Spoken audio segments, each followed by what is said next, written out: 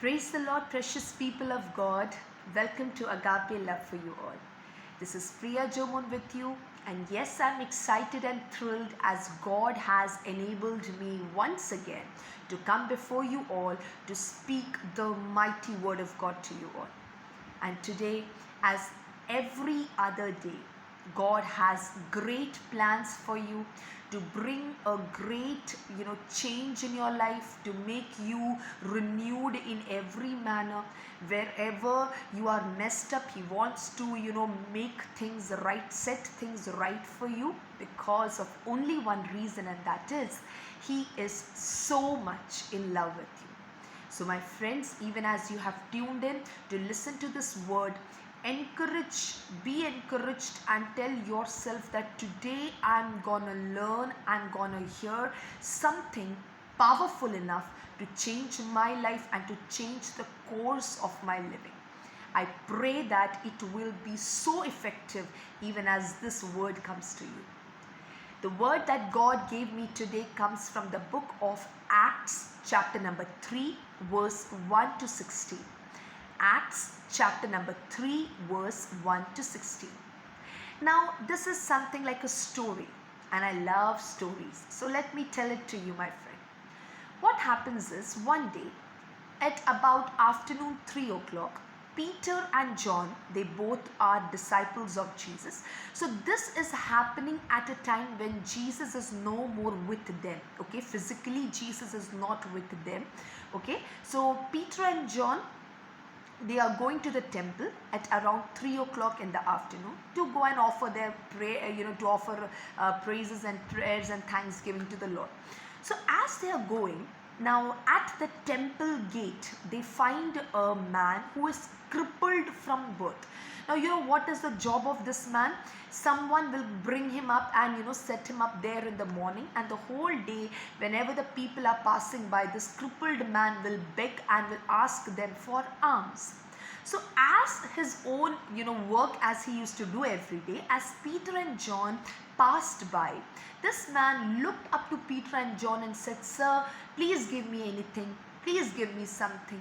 So he is normally begging like he used to do every other time. But Peter and John, they looked at this man. Okay, as I said, he is crippled from birth and he is begging because it is just like he is so weak, he cannot do anything on his own. So Peter and John look up to the man and say, "Look at us." Okay, so what is the first thing that Peter says to the crippled man? Peter says, "Look at us." So this man, expecting something, he looked up at Peter and John. He thought, okay, so now they are going to give me something. And then Peter goes on to say something which probably would have saddened the crippled man. And that is, "I don't have any money to give you." Of course, this man was expecting something. So probably he would be like, "Oh, okay." Because the first thing Peter says is, "I don't have a penny or a nickel to give you. But what I do have, I give it to you." So this means there is something Peter has and is ready to give it to the crippled man, and that is why he said, "What I do have, I give it to you." So of course the man's eyes would be like, "What is it? What is it?" Okay, probably we would think some food or some clothes or something that this man would have. And then Peter goes on to say something very unexpected by the crippled man, and that is, "In the name of Jesus, get up and walk." Wow. Peter is looking to the crippled man and is telling, "In the name of Jesus, get up and walk." And then Peter grabs the right hand of the man, holds and pulls him up. And the moment Peter holds him and pulls him up, instantly the feet and the ankles of the crippled man are made whole. And the next moment he starts to walk. Praise God. Instantly, the moment Peter said, "What I have, I'm ready to give to you," And the moment he opened his mouth to give what he has, the crippled man started walking. The man crippled from birth. The feet and the ankles instantly were made firm. They were made firm enough for the man to walk. And you know what goes on to say, what the verses say next, that this man started walking forth and then back. He started dancing, he started praising, and thereby he goes along with Peter and John inside the temple to praise God. And as these three are walking, probably this man is jumping, walking, praising, and doing all that he can do because he was crippled from birth. And now he is feeling his feet. So what can be more glorious for that man? He was throwing his arms around Peter and John, probably hugging them and like, brothers, I love you. Thank you for giving me what you said you had. And seeing this thing, all the crowd started gathering. You know why? Because probably all the passerbys who used to pass by the temple or go to the temple to worship God, every day they had seen the crippled man at the gate, and now they are rubbing their eyes and watching. The man is walking. What? You are telling me this man, the same man at the gate, is walking? How come? So all that astonishment brought the crowd near Peter, John, and that man. And as they were standing surprised watching, Peter goes on to say, hey, what makes you so surprised, people? Do you think that something we have, some power we have, that by our power we made this man to walk? Do you think that we have some extraordinary powers? And then he says, if this man is walking now, the only answer or the only thing that works is faith in the name of Jesus. He says nothing but faith in the name of Jesus. Praise God. Precious ones, doesn't that seem like something like not so easy to be digested, isn't it? For a normal person, a doctor making a person whole, or you do some treatment and you bring a person back to life, it is acceptable for a human being. But just by word, just by saying I have faith in Jesus and so this man will walk, this dead man will rise, that man is deaf, he will start hearing. How is that possible? Because somewhere the mind is not in sync with what Peter is telling, isn't it? But you know who this Peter was? He was a disciple of Jesus. The same disciple who also had fear in his life. Because when Jesus was taken by the soldiers, if you remember, Peter denied Jesus because he was fearful that the soldiers will catch him too and probably kill him too. But even Jesus forgave him because he knew Peter very well. And you see the same Peter on the day of the Pentecost, when the Holy Spirit of God came to fill all the disciples of Jesus, that day the same Peter rises up and talks boldly to the people, telling them about Jesus, and 3,000 in one day gets saved. 3,000 people get saved in a day. So what do you think this Peter had? Yes, he always walked with Jesus, he talked with Jesus, he slept with Jesus, he ate with Jesus, he roamed with Jesus, he saw Jesus performing miracles. But was he prepared? Oh no. Somewhere he was afraid of the crowd. Even when Jesus died, they were like forsaken. They were like sheep without a shepherd. They were scattered.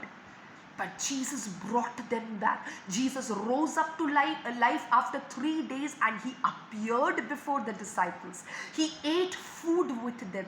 And that time, Jesus had a personal conversation with Peter where he says, Peter, do you love me? And Peter is like, God, I love you. You know it now. And he says, feed my sheep. Again, Jesus asked, Peter, do you love me? Again, Peter bowing his head, he says, Jesus, you know I love you. And Jesus says, feed my flock.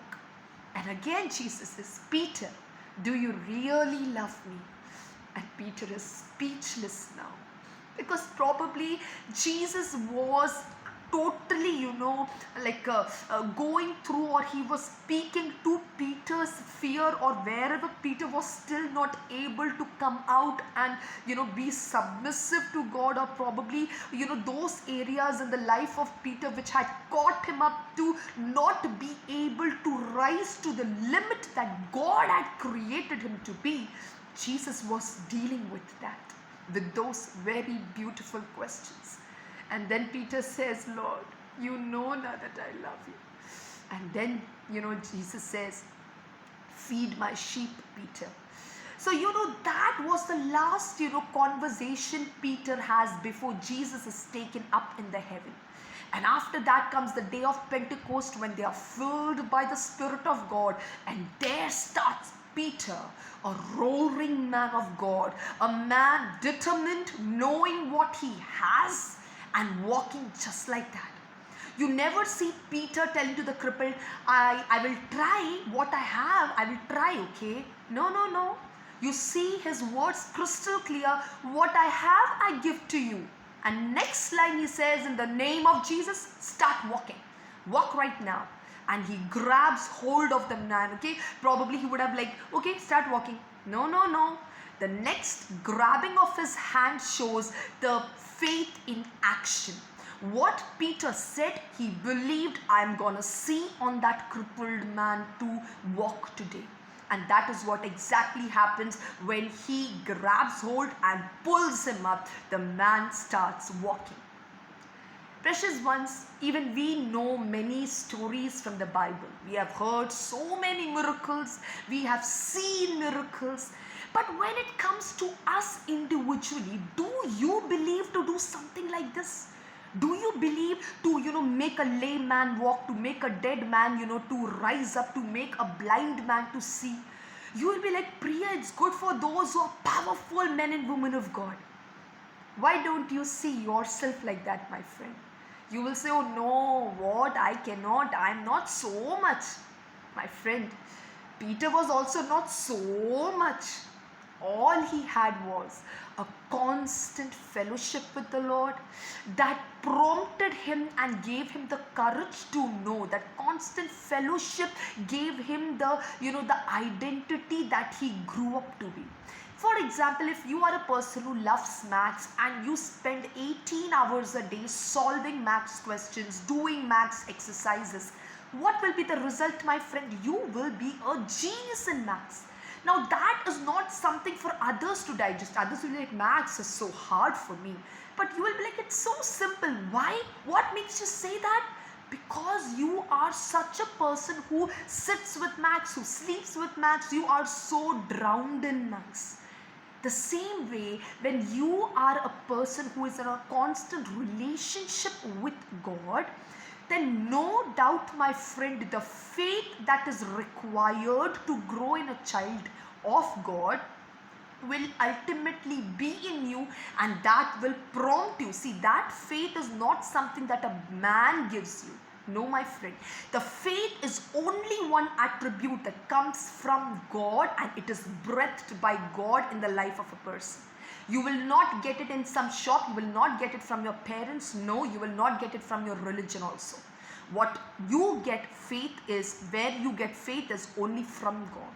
Because faith is a tool used by God in a man's life to do what he wants to do in your life. Did you hear it? Faith is a tool of God, used by God in the life of a human being to do what God wants to do in your life. Probably you are a broke person. What God wants, you to have faith in Him. The moment you start confessing faith in your broken situation, God, who wants to restore you up, will start restoring you, because you took the tool of faith, which is the tool of God, and you said, I am believing that Jesus is going to do this for me. And God starts doing it, because it is only through faith God is pleased, my friend. Others will find options to tackle things out or to change their things or whatever they want to do.